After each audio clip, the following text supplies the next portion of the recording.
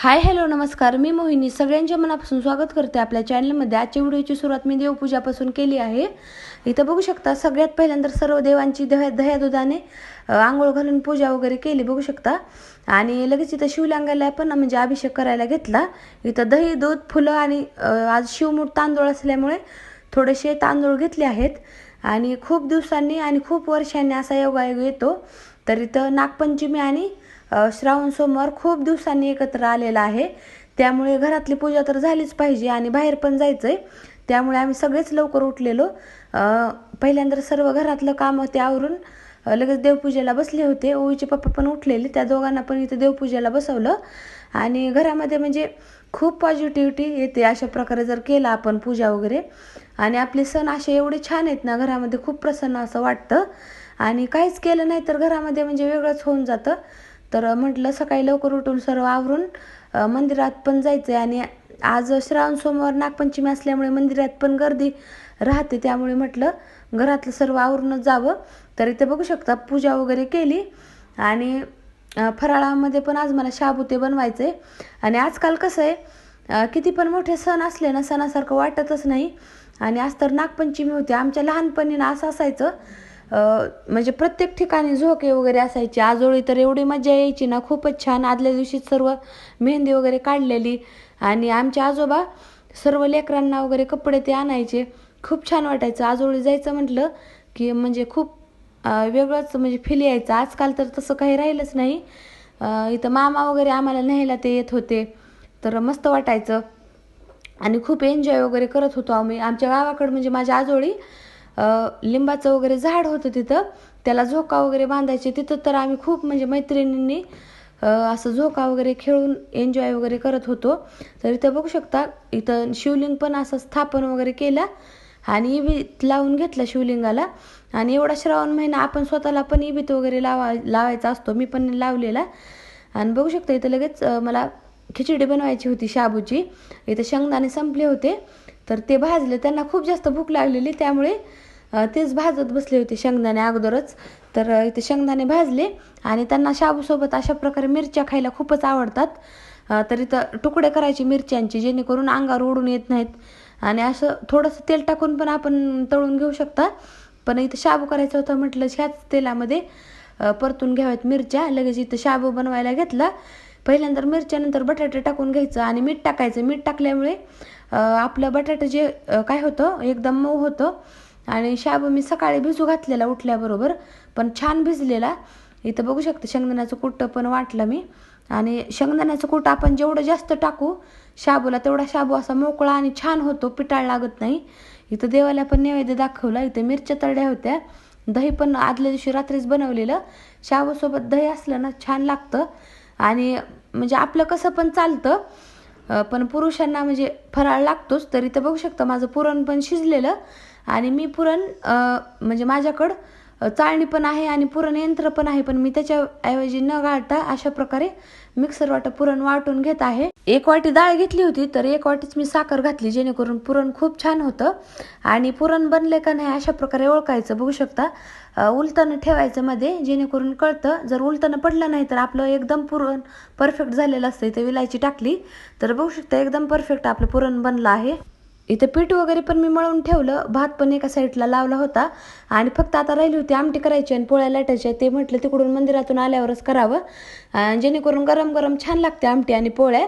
लगेच मंदिरात वगैरे आम्ही तयार होऊन निघाले। बघू शकता सकाळपासून तयार वगैरे काहीच झाले नव्हते, फक्त आंघोळ करून थोडंसं मेकअप वगैरे केलं तर दुसरं काहीच केलं नव्हतं।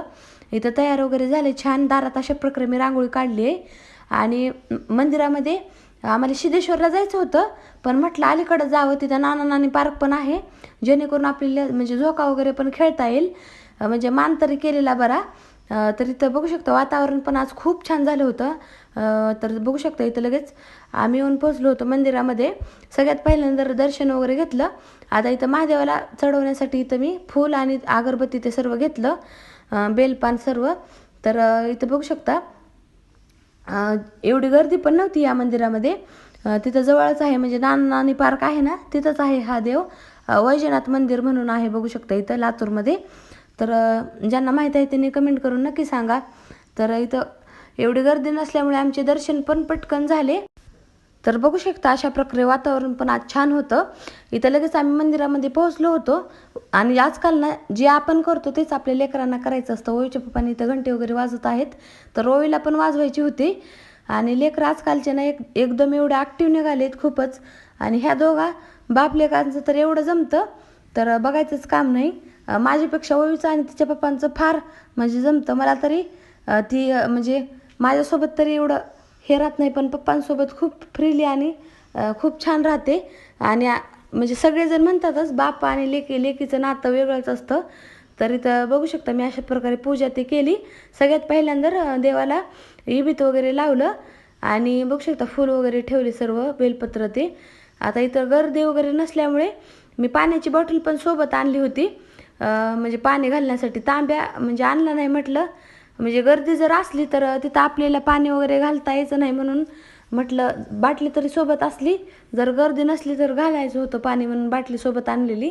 आता तुम्ही म्हणताल बाटलीनं कोणी पाणी घालतं का, पण आपल्या मनामध्ये भाव पाहिजे आणि जे आपण आणले ते आपण अर्पण करावं पाहिजे. तर बघू शकता अशा प्रकारे बाटलीनंच पाणी वगैरे घातलं देवाला. आणि इथं बाहेर आले होते, बाहेर ओवीला फुगा ते पाहिजे होता. आणि इथं थोडं चिनी मातीच्या मूर्ती ते छान दिसल्या, पण घेतल्याच नाहीत आम्ही, कारण थोड्याशा आम्हाला व्यवस्थित वाटलं नाहीत त्या, म्हणून घेतले नाही. तिथं दोघांचं बाप लेकींचं सुरू होतं फोटो काढायला आणि एन्जॉय करायला. इथं खलबत्ते पाहिले थोडे, पण ते पण काही म्हणजे मधून असे एकदम खरबडीत होते, त्यामुळे ते पण मी काही घेतलं नाही. इथं मिठाई फक्त घेतली. आणि म्हणजे त्या मंदिराच्या इथंच अशा प्रकारे तळं आहे खूप मोठं, तर तिथं थोडंसं एन्जॉय ते केलं. नंतर आम्हाला नाना नानी पार्कमध्ये पण जायचं होतं. आता नाना नानी पार्कमध्ये मी म्हणत होते घरी गेल्यावर स्वयंपाकाला खूपच उशीर होतो, त्यामुळे माझं म्हटलं होतं की नंतर येऊ आपण. पण ते म्हणत होते झोका वगैरे तिथं असतो, मान तरी आपण करून येऊ ओवीला झोक्यात वगैरे बसवून, आज नागपंचमी असल्यामुळे. तर म्हणून म्हटलं चला मग जाऊनच येऊत. पण स्वयंपाक वगैरे माझा राहिला होता, तरी सर्व तयारी मी अगोदरच करून आलेली.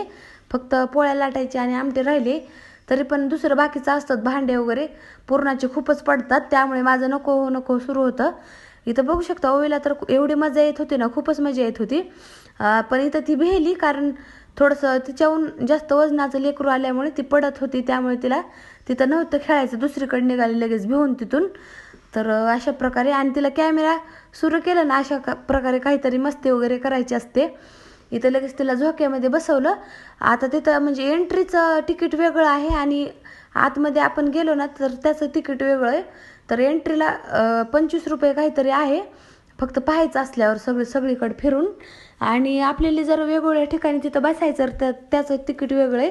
तर इथं घसरगुंडी झोके वगैरे एका बाजूला आहेत, तर त्याचं 40 रुपये तिकीट होतं. अशा प्रकारे घोडे ते, आणि एका साईडला मोठे असे राटपाळणे, पुन्हा दुसरा म्हणजे ते जहाजाचा पाळणा असतो तो, तर ते पलीकडल्या बाजूला आहे, त्याचं तिकीट जास्त होतं, 100 रुपये होतं त्याचं तिकीट. तर आम्ही दोघी मायले की झोक्यावर बसलो होतो, मोठ्यांना अलाउड नव्हतं, पण व्हिडिओ काढण्यापुरतं मी बसलेले. आणि आमच्या ओवीला तर मोठ्या लेकरांना आणि कुठं पण चढायचं असतं. इथं बघू शकतो इथं वरी चढली होती, आणि काही पण जे दिसल त्याच्यासोबत तिला फोटो काढायचा होता. लेकरांना ना अशा प्रकारे छान वाटतं आजकाल, घरामध्ये पण बसून बोर होतं, म्हणून म्हटलं चला आपल्याच कामाला थोडा उशीर झाला तरी तिचं म्हणजे तिला एन्जॉय करायला भेटलं पाहिजे तेवढं चांगलं. तर बघू शकता इथं छान आम्ही सर्वांनीच एन्जॉय केला, आणि फ्रेश वाटतं बरं असं बाहेर जर फिरायला आपण आलो ना तर मस्त वाटतं. आणि इथं छान असं एन्जॉय वगैरे केला आम्ही. लाट पाण्यात वगैरे बसलो नव्हतो, गाड्या वगैरे होत्या तशा. तर एन्जॉय करून झाल्याच्या नंतर आम्ही निघालो घराकडे.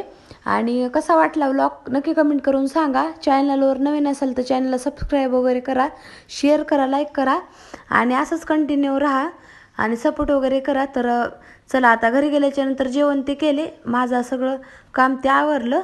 तर चला आता इथेच एंड करते. बाय, पुन्हा भेटू.